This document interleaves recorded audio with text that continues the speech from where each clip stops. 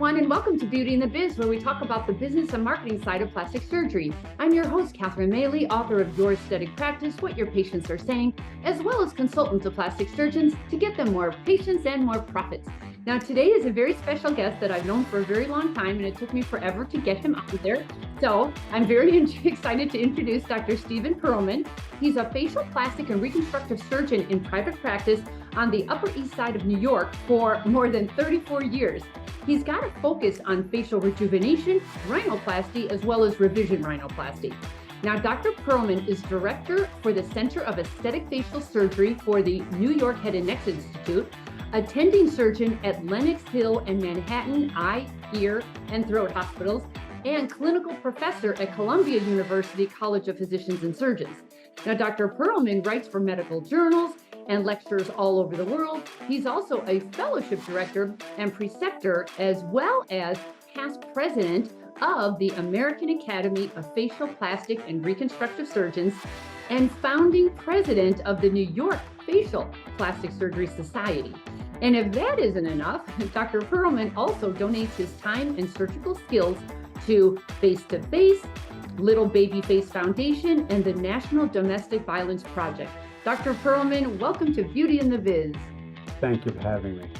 Sure. So why facial plastic surgery? It's been a long time, but why not plastic surgery or orthopedic surgery? But when I was training, when I was a resident, actually in medical school, you wanted to decide your specialty. And I was at Mount Sinai as a medical student, and the program in ENT otolaryngology was extremely strong. Had some excellent role models, so I went into an ENT residency. And in our residency, it was basically head and neck cancer surgery and cosmetic surgery.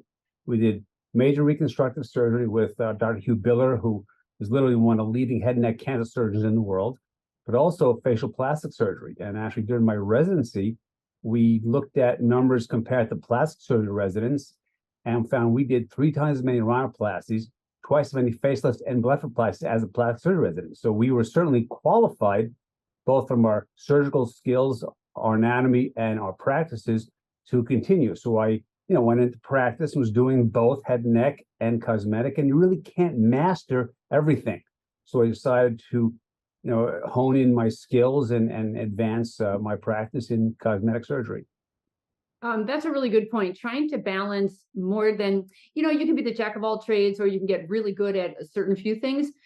Did you immediately go into private practice after fellowship, or did you do that journey where you bounced around with other practices for a while? What was that like? Well, actually, none of the above. I did a fellowship in facial plastic surgery with Dr. Bill Friedman, who came to New York from St. Louis.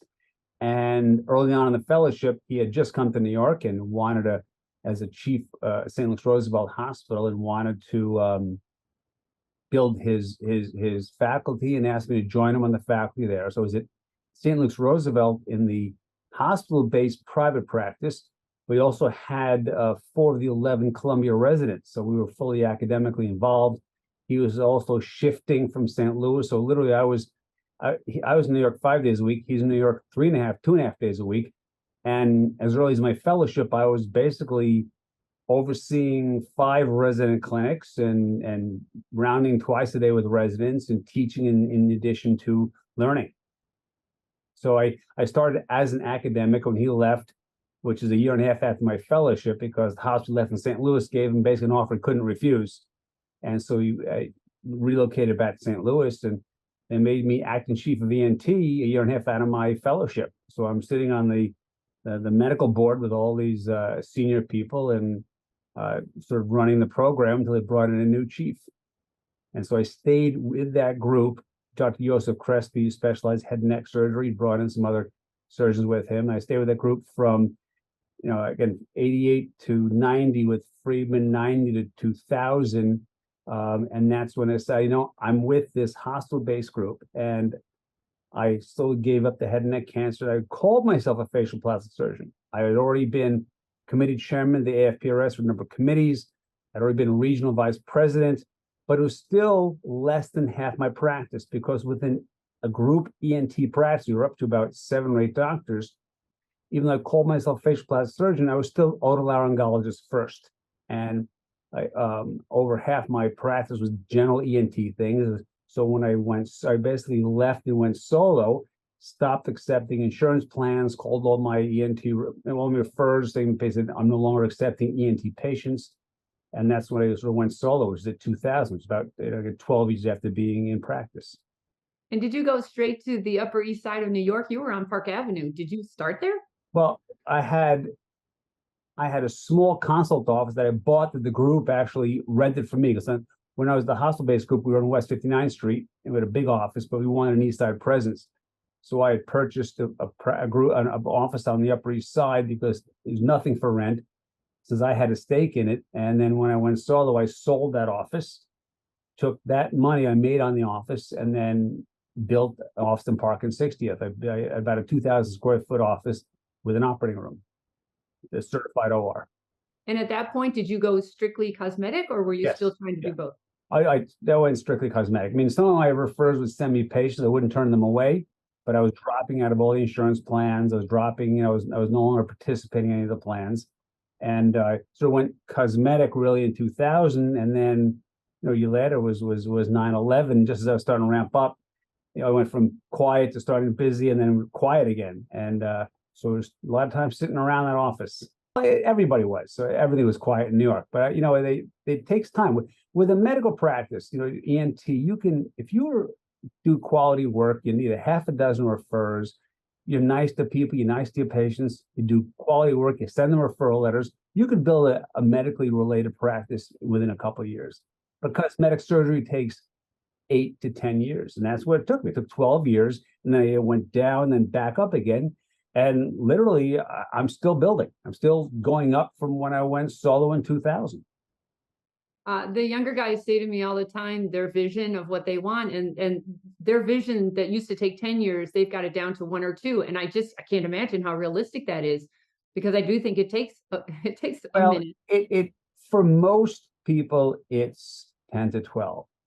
The 1 to 2 is the very rare individual who is very good at marketing and social media and TikTok and Instagram and is putting themselves out there. It used to be, when I started, people would find their surgeons, the top surgeons, by who's publishing, who's teaching, who's in clinical practice, who's writing, who's going to meetings, who are the officers in the academies. And then after I was, in about the 90s, mid to late 90s, public relations, I actually did PR, and it was who was being mentioned in the magazines, who's being interviewed in the newspapers, who's on TV. Then it was who has the best websites. Now it's social media. And if you are a giant of social, really good at it, you can build a practice fast, but it's a small minority. The bottom line is you still have to provide quality work to back it up. And you can't fake it when it comes to academics. 20 years ago, unfortunately, some people can fake, the best nose job in New York, you've been out a year. The best facelift in New York, you've been out a year. Gain some skills, get some good before and afters, get a little bit of humility before you start touting yourself as the best as. I see that a lot. Yeah. So you always liked facelifts and rhinoplasty. It feels like rhinoplasty. What do you prefer more, facelifts or rhino? I prefer rhinoplasty. I find it's a more challenging operation, more exciting. Unfortunately, the patients are more difficult than facelift patients because nowadays with social media and selfies from every angle, people are much more picky about their results. It used to be you have a bump, you have a big tip, the nose looks better, you're happy. Now, well, it's better, but.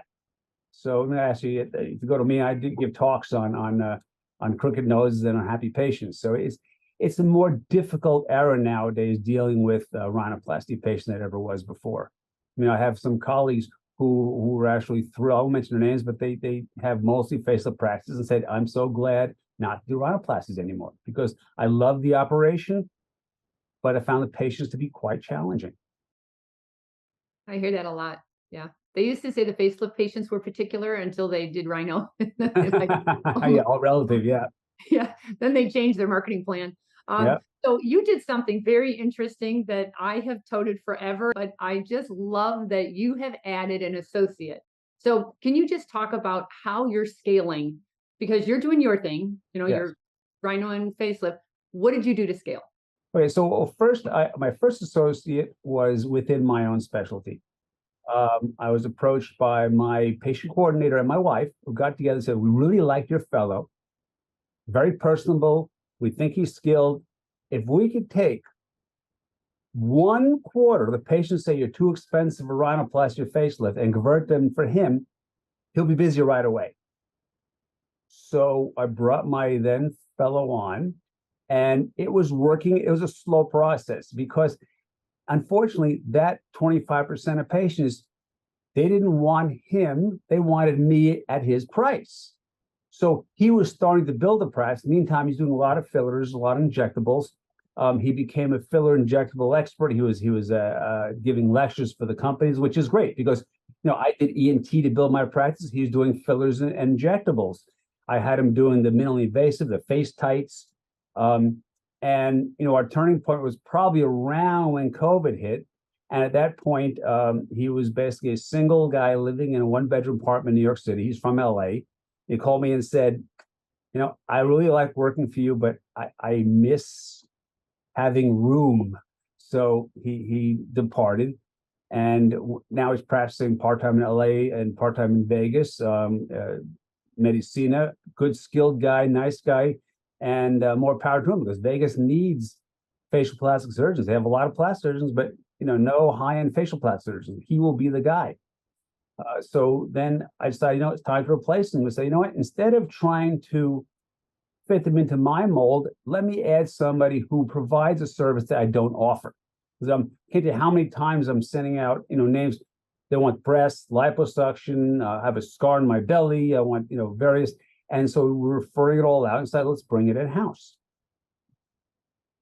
So I had one associate, didn't quite work, and I brought another one on who started in started August 1st, Brian Basiri-Tarani, who is a real gentleman. And I called his fellowship director, Ford Nahai, and Ford, who's the press president of everything plastic, and a true gentleman. Look at in dictionary of gentleman is a picture of him. And he says, "Listen, Stephen, if he works for you and it doesn't work out, you don't like him, he's not a good person, isn't a great surgeon. I tell you, he's a great surgeon, he's a good kid, he learns, he's humble. If any of those things don't come true, I don't want you calling me back and saying, Fawad, why you misleading me?" He says, "I stake my reputation on this young man." And so far he's been right. He's a rising star. And a nice person too, which is easy, which makes it a lot better to deal with. Well, that was a huge referral that you got there. It was. Yeah. Yeah. Because there's a reference. Yeah, it was a reference I got. I mean, a reference. Yeah. You don't need to vet as much, but you want to make sure that they share your values. Absolutely. The visions are similar. But I just love the fact that you thought outside the box and went with a non-competing surgeon. Yeah. I think that's half the problem. Like you guys couple, but you're the same specialty, and then you're almost competitors rather than associates or partners. Or I just think that's a great idea. So now, are you kind of like a one-stop shop? Is that the point? That's our goal, yes. And I just got a call today, but patient with a cheek fracture. I haven't done a facial fracture in 20 years, but I said, talk to Dr. Basiri-Tarani. They're going about the BBT. I'm sure he did lots of those in residency, and happy to have him do it. And patients say, while I'm having my rhinoplasty, how about these love handles? So these things we can coordinate together instead of trying to bring in someone from outside to come and coordinate, do it at the same time. Yeah. And is he sharing in the cost of the OR? And well, it's a he's on a salaried basis, and a percentage after he reaches that. So his patients are charged an OR fee, which goes to practice, and then whatever his surgical fees are based on whatever his employment contract states. And does he live off of your reputation and credibility and marketing efforts, or does he do his own? Have you decided how the marketing works on that? Both. So we have a pretty strong website presence, not for body, but I have a very good presence for our website. We have tens of thousands of patients in our databases, have been in practice so long for our email blasts, and social media is getting up there. It's 14,000, which is compared to some of the big shots, it's small time, but we're getting good presents. So he's got his own, but he has to tag us. But half the physician posts from our practice are about him and building his practice. And it compliments me. I mean, if he trained from Ford and High, if he gets a facelift patient, I'm happy to have him do the facelift. I know he's trained in it. I'm not going to tell him, oh, you're not a facial plastic surgeon. He's trained, he's skilled. So I'm not restricting them. And a lot of plastic surgeons are told that if you go work for a facial plastic surgeon, they won't let you do noses and faces. So sure you can. We're not. If someone calls and says, I want a rhinoplasty, he's not getting that consult unless they say, I want to see Dr. BBT. Then it's his patient. So far so good. How long has he been on board? Only for about a month and a half. Okay. But it's a breath of fresh air. He's a gentleman. Patients like him. The staff loves him. Very easygoing, and we're just I see a nice future here. Oh, good for you. I have noticed though, it's around the 2-year mark that things can go sideways because they get their legs, Yeah. they start thinking I can do this on my own. And he might, which is that happens in, I think, maybe, I don't know the statistics, but it's well under 50% stay. We'll see what happens. But right now, it's too early to tell. It's my job to build them up and get him as busy as he can be. But you also brought on other revenue generators like your NP, and Yeah. she's doing the non-surgical. She's doing a killer job on Instagram and TikTok. I forget that. She's a killer job in the office. Yeah. She's booked solid. She's it's about a week or two to get an appointment with her. We had someone who was very good before her that, when someone leaves, she left because she was offered a great opportunity. Say, gee, how are we going to fill those shoes? She's filled those shoes and more. So Lisa's a great nurse practitioner. She does great quality work. And Christine, who used to run my OR for like 10 years, then said, what? I'm done with this. I'm tired of babysitting patients. I want to be more active. She spent the last few years in the OR learning lasers and fillers and toxins, going to really high quality meetings and courses, cadaver dissection courses. She moved to Florida because that's where her boyfriend moved. Her family got her boyfriend his ideal job. But in Florida, she's an RN. RNs cannot inject and they cannot do lasers. And so she said, what? I miss treating patients. All I'm doing is like giving like vitamin cocktails and doing facials and hydrofacials. So she now works for us Tuesday, Wednesday, Thursday. She comes up Monday night, works 3 days, and goes home on Friday mornings. And can't tell you how many patients who are thrilled that Christine is back. So we have 2 superb people, who are here treating. And I patient, I'm doing very little Botox and fillers now because, again, I'm told I'm better off spending my time doing consults and seeing my post-ops. Otherwise, if I'm too busy with Botox and fillers, it takes the time away from consults and taking the best care for my surgical patients. So, if someone wants to see me, it costs more, and not because I'm better, but because I want them to go down the hall. And I'll tell patients, when my wife comes into the office for Botox and fillers, she walks by and says, hi, and walks down the hall to them. So, my wife knows where to go. So she can have, I do it if she said so, but she's going to them. That's where my patients go. So now, do you also have a hair restoration? John Frank comes in a couple of times a month. He's not part of the practice. We support him in terms of, rent him space. He's on my website. He's got a bio there. He's independent and he does hair restoration. Yeah, he's a super nice guy. Has 2 Super Bowl rings. Yeah. Why? For hair restoration? No. The Super Bowl. He was a football player? He's a tight end for the 49ers. He went from being a football player to a hair restoration doctor? Pro football player after his 2nd Super Bowl ring with 49ers back in their heyday. He went back to medical school and went into, after his full ENT residency, went into facial plastics fellowship in hair restoration. Yes. Oh, you gotta be kidding. I moved out here in, I think, 84 in San Francisco, and the 49ers were just the bomb. And everybody loved what's his name? Montana and Dwight. He was on that team.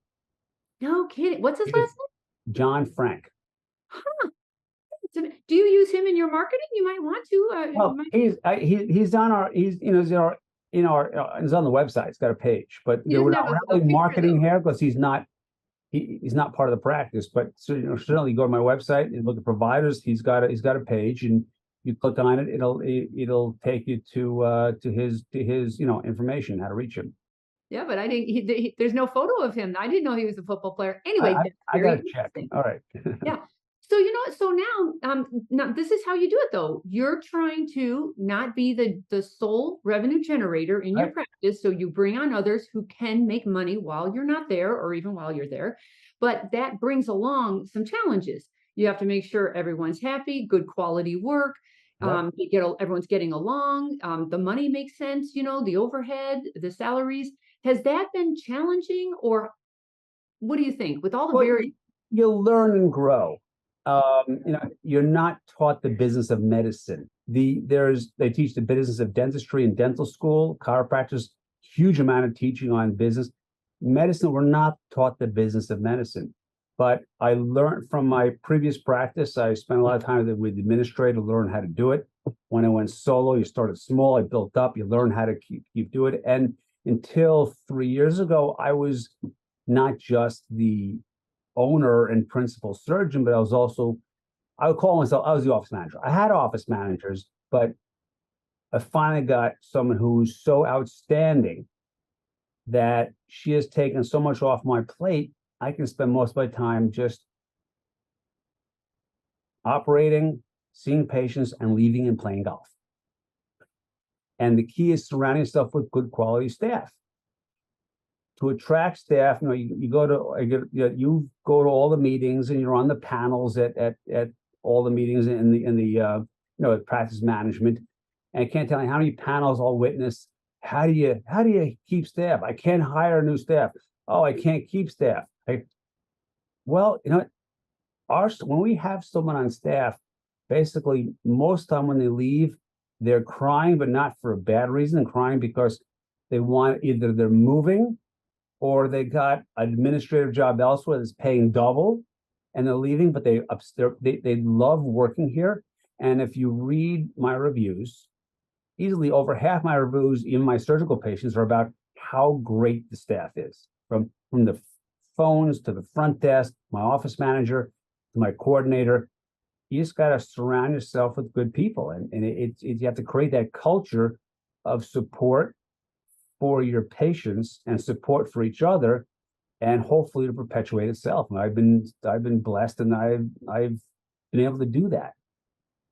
I think the game changer can be that office manager, the one that is just excellent because now she's the buffer between you and the staff, and you can always be the good guy and you can actually focus on what you do and be in a good mood. When you're trying to manage the staff and be the surgeon and be the visionary, that's a lot of pressure, and you're not always in a good mood doing that. Yes, and unfortunately, it's hard to find, but I got lucky. Yeah. Well, hopefully she stays put. Yeah, she's staying put. She doesn't have a choice. Yeah. What would you say is the biggest challenge of running a cosmetic practice? Well, the biggest challenge is really that you're constantly getting picked at, again, by the little guys. And I think I have got a reasonable reputation for practice long enough. And like you said, you have these upstarts who are eclipsing you in social media and trying to take your patients who have a fraction of the experience, a fraction of the skill, and are trying to pass themselves off as being these venerated surgeons. And it's a matter of just doing quality work and deciding when you want to take them on, or just do quality work and let that speak for itself. Well, I would say the two biggest factors in a cosmetic patient's decision making usually are the reviews and the photos, and you have plenty of both. You cannot fake 10 years of photos into the 1 year you've been in practice, so they can't win there. So I always say, don't worry about that little guy. You just keep building up. The problem is when you've been around for a while, you kind of forget about doing the photos and the reviews. You're like, oh, we'll get around to it. And that is your holy grail. That social proof Oh, we tons. still chase it down, and I still ask patients to do. I used to give a talk, and nowadays people are finally getting better at it. But years ago, I say, you want good reviews? Ask. People are, when someone is unhappy, they're thrilled to go all over the internet bashing you. But when they're happy, they don't go, I love my surgeon. I had a great surgery.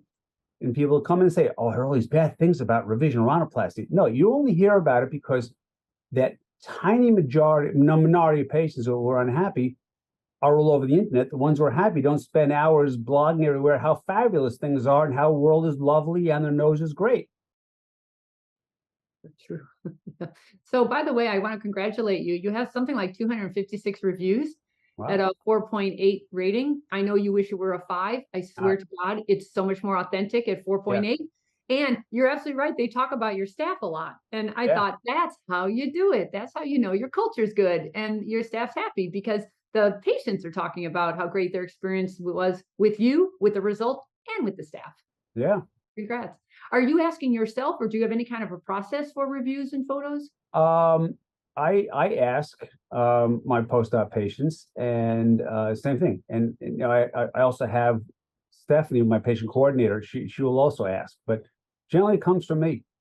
And and one of the ways I use to get a review is that it'll be a year post-op, and say to someone, say, well, can I use your photos? What I really want, I don't want my pictures used.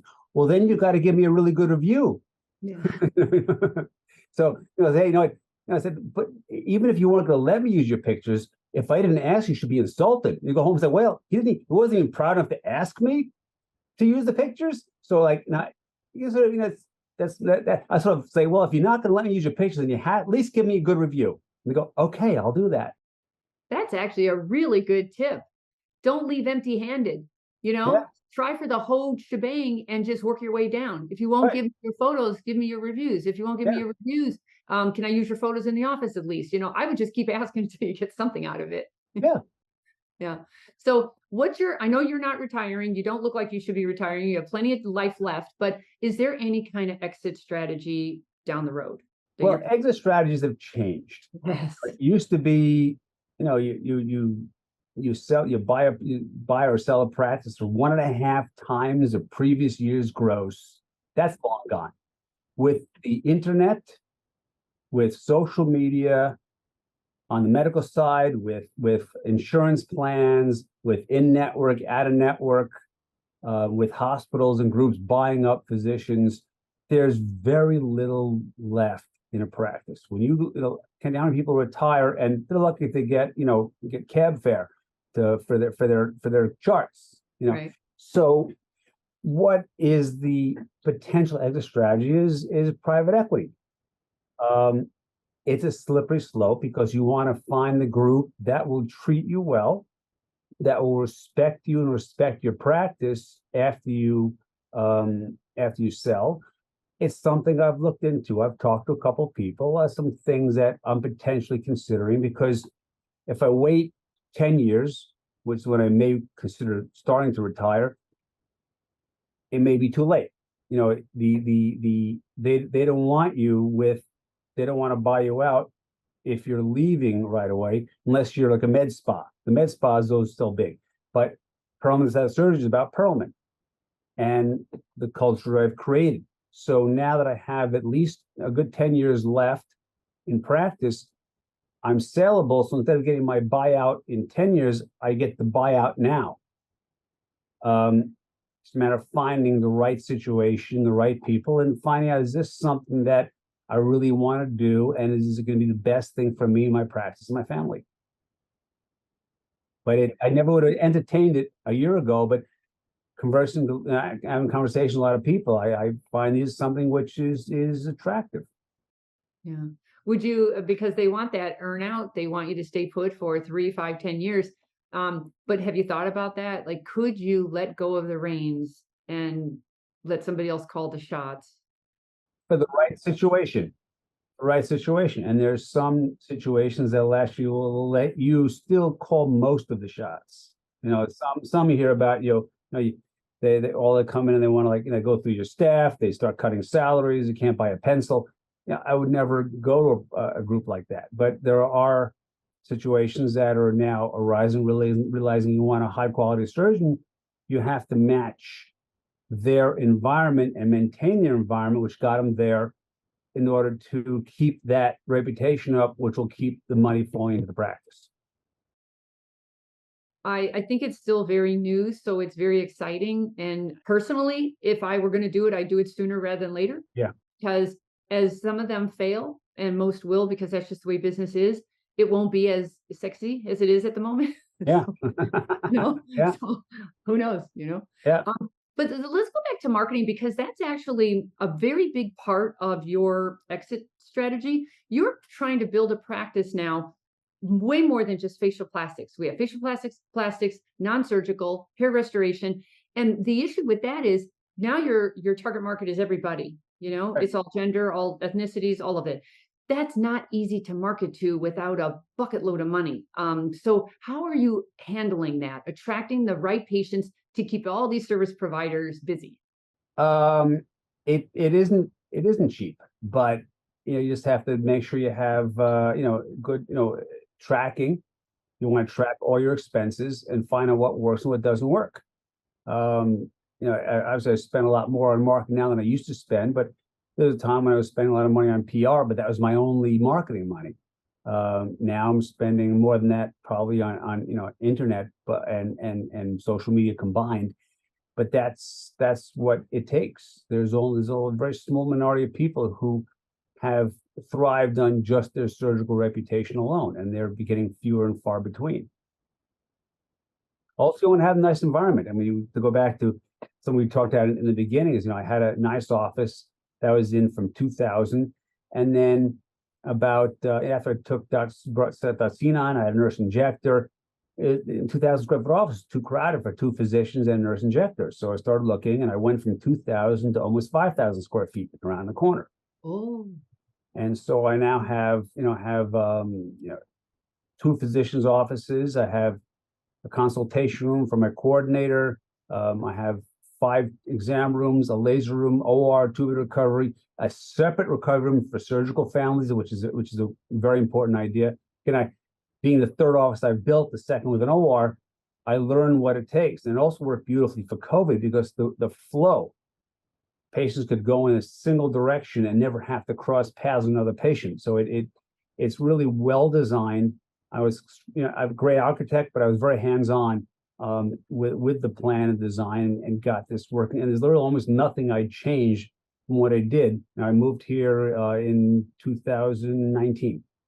So it was just 4 years that I'm here. you're glad you made the change? Absolutely. It wasn't cheap, but it took you getting to the next level. And most of the time, people, when you build an office, you always want it bigger than what you have because you're going to grow into it. You talk to anybody start out in practice, they're scrapping and scraping to get a small office, and then within no time they outgrow it. So you want to have room to grow. And if you're doing quality work, you're going to fill it. If you build it, they will come. You feel the dreams. But it's true. And I don't know anybody who has ever regretted going too big. Now, it's not the same as Ed Williams or Mike Nyack, but they're the outliers. I'm talking about doing this just for my practice and people work for me, and not looking to have numerous other doctors renting and buying and working in my space. For those of you who don't know, Ed Williams, I used to do some marketing consulting with him. We would teach the doctors the business and marketing side of surgery.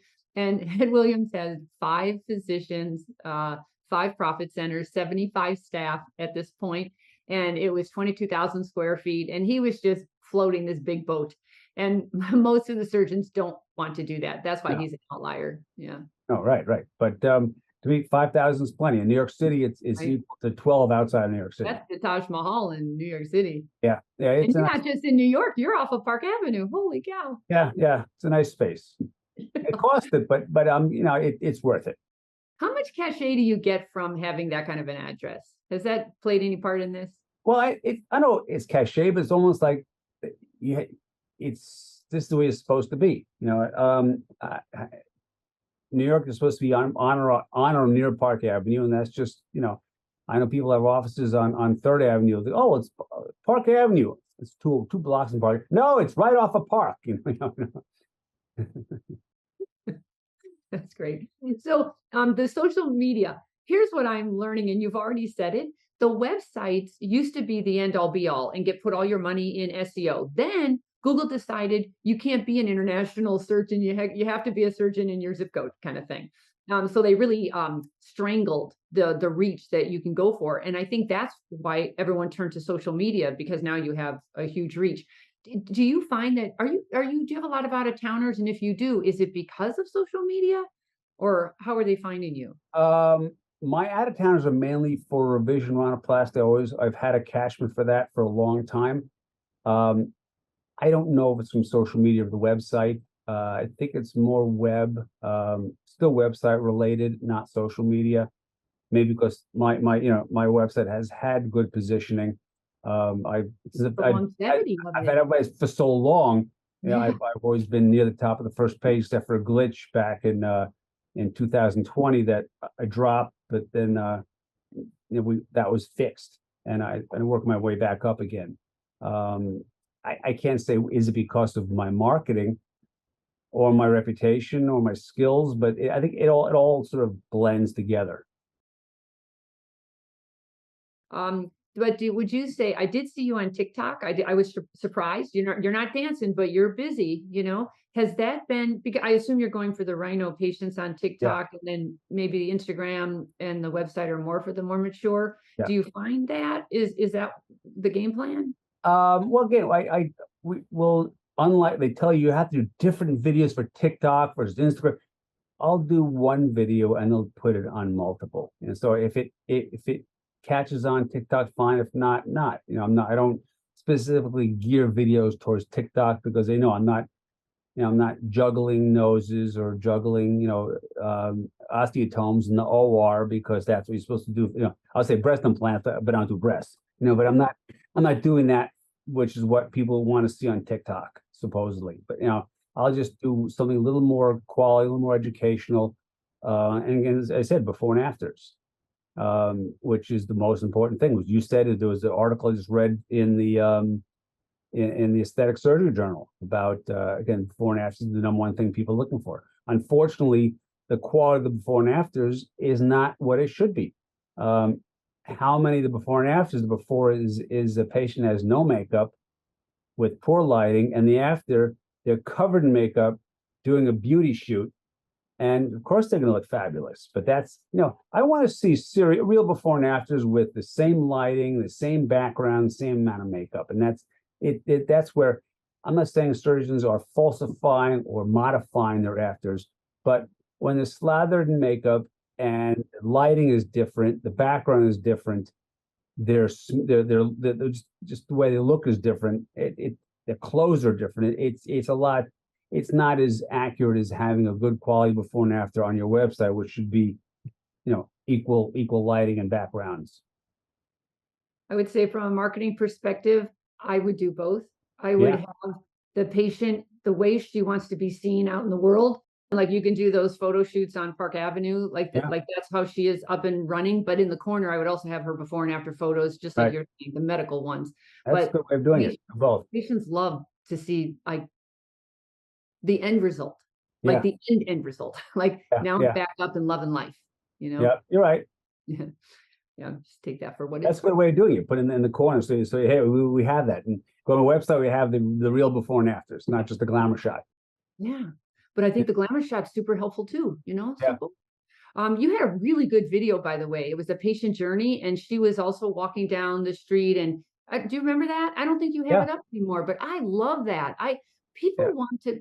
We patients want to see people in their real lives, doing their real thing before and after, So do you still have that? Because that was excellent. We do. We sort of rotate videos in, and to answer another question you haven't asked yet is that we do social media in-house.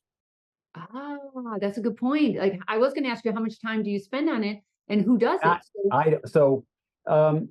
I've used agencies, I've used companies, and There's some very good ones, and I'm not saying they're not. They're all there to just take your money, but they don't know your voice. And when someone is in house, they know your voice. They know what you say. They can run down the hall, grab you in the morning, and say something to the camera. They get an idea of what you can joke about, what you don't joke about, and it's better to show your practice when they work for you. I couldn't agree more. I think you have to have the roving reporter. I say it all the time. You need the roving reporter in the office because that's what makes it so authentic and transparent. And you don't have to be a superstar. You just be you and let something capture that, Right. Yeah. Good job on that though. How much time are you spending on social? Not a lot. Yeah, every once in a while, if I travel or doing something fun, I'll quickly upload a photo or video to my stories, but I don't want to spend any of my time doing that. The only drawback is that now that my daughters are teenagers, I can't do any family photos anymore because their friends follow me, and I'm not allowed to show their pictures unless I get permission. Oh, oh, oh, that's so right. Oh boy. People What's say, spiking? "Oh, I love seeing your family pictures. Why don't you post more?" Because I can't. I'm not allowed. Oh my God, it's so funny. Although they must see you on TikTok, right? Not much. No, they're more. I don't know what they do. Yeah. I don't either. I try not to. I will say though, the young guys who think they're going to hit the ground running at 1 or 2 years, I must say the ones who are the anomalies that are, I just had him on a couple weeks ago. He's spending 30 hours a week doing it. Right. Yeah, it's a full-time job. It's going to take time or money. Pick one, Yeah. Yeah. Exactly. So, just knowing what's happening in today's world, let's talk about the patients for a second. Have you noticed any trends in patient desires, patient expectations? Has that become more challenging? I think patients are being more demanding, and because of that, I do minimally invasive treatments, do face tight, we have Althera, I have my Elevate for next, and I'm talking to patients less and less about those things because people really want the results of a facelift without a facelift. The answer is you're not going to get a face result without a facelift. Althera will give you 20% of the result. Face tight, 25 to 30%. Add Morpheus, 35%. My Elevate may help under here, but nothing for the jowls. And this is not. And if you have a big floppy neck, it'll be a smaller floppy neck. But if really people want the surgical results without surgery, and that does not exist. So I'm tending more towards recommending the facelifts and the surgeries, where I was trying to push on minimally invasive treatments, thinking, hey, they'll accept less for less money, but they don't want to accept less. They want the best. They want the ultimate. Yeah. And that social media created a lot of that, the crazy expectations, I want no downtime, but I want a transformation. And you'll always have to combat that, somehow, some way, but yeah. So just to wrap it up now, tell us something interesting about you that we don't know. Oh, wow. I'm not sure what I could tell you here, other than that, until I was out of college, I was pretty shy. So people think I'm pretty outgoing, and yeah, you don't seem shy. President of the Facial Plastic Academy, president of the New York Academy, starting it. New York, I was very shy, so I think I've been making up for it ever since. Well, yeah, because I've known you for a long time. I will tell you, you win for the most incredible shoe collection I have ever seen, with socks as well. When did that happen? Because you really are well known for that. I like dressing well, and despite what people think, I actually dress myself. I buy my own suits. Actually, one of my closest friends has a men's clothing store. All my suits are made to measure, so I'll pick the fabrics from all the best suit makers, and he'll make me my suits. Sport jackets, I go high-end fashion stuff, and I don't know. I like to dress well. Nothing wrong with looking good. Oh my God, you always are like the most put together, like all the details. I seriously thought your wife was handling that. Nope. She stays out of that. Huh. She controls everything else, but the clothes she stays out of. Well, that's really interesting because you really are a sharp, dapper dresser. Or you're dapper, right? I haven't said that word in a long time. Yeah. And you also have fancy socks, right? Yes. Well, I've been wearing before now that never wears them, but I don't know where I got it from, but I started wearing bright socks long before they were trendy. That's so funny. Yeah. That you're bringing out your colorful, crazy side, I guess. Yes. Oh yeah, I guess no way expressing myself. Right? Okay, so, all right. Well, thank you, Dr. Pearlman. It's a pleasure to see you. I'm sure I'll see you at a conference coming up soon. And if anybody wanted to get a hold of you, your website is mdface.com. Right. That's That's nice and it. easy. Mhm. Is Yeah. there any other way they should get a hold of you? Well, there's info@mdface.com. Go right to my office. If it's, physicians, Dr. Pearlman at mdface.com. Gotcha. Okay. Instagram is at Pearlman Aesthetic Surgery. And I the messages on Instagram, I'm the one to get those. I check those all. And my own emails. That was a good move too. You went to Pearlman Aesthetic Surgery to kind of open this up, the umbrella Yeah. up to more than just face. So that was a good move. Right. Yeah. All right. Well, thank you so much for being Sure. here. I really appreciate it. Thanks for having me. Sorry it took so long to get me on. All right. And the book that I wrote the forward to. Oh my God. Dr. Pearlman wrote the forward to my book. I had to get a hold of him. I would call his office. This is years ago. I was trying to get a forward because he has a really big name, and I really was hoping he would give me the forward. And I would call his office at 6 a.m. out at my place to get a hold of him because I would call a little early to see if he would pick up the phone. And he picked up one day and he said, "Aren't you in California?" And I said, "Yeah." And he said, "Is it 6 a.m?" I said, "Yes, I really want to talk to you." So, I really appreciate that. Thank you so much. Sure. Okay, everybody, thanks so much. That's going to wrap it up for us today. And if you would so kindly subscribe to Beauty and the Biz, that would really be helpful to grow the audience. And if you've got any questions for me, you can always leave them on my website at catherinemaley.com. And I would also like to note that if you really like this topic of the business and marketing side of plastic surgery, please check out my vault. It's library full of videos of the details of how to do this. And that's at cosmeticpracticevault.com.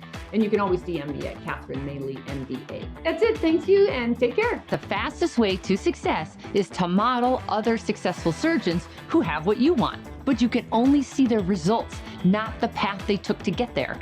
So you continue to jump from one thing to another, hoping to find something that will work for you too.